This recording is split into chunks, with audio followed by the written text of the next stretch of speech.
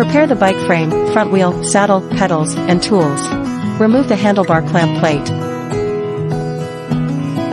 Place the handlebar into the stem clamp. Align the handlebar in the center. Reinstall the clamp plate and tighten the bolts. Install the front reflector. Release the front brake cable. Remove the front fork protector. Place the front wheel between the fork legs. Check the tire direction before installation. Insert the front wheel axle into the fork. Install the axle washers and nuts. Tighten the front wheel axle nuts on both sides. Reconnect the front brake cable.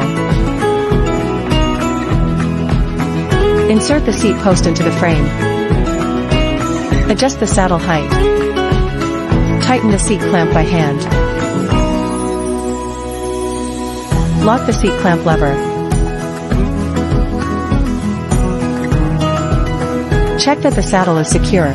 Check the pedal direction mark. Thread the pedal by hand first.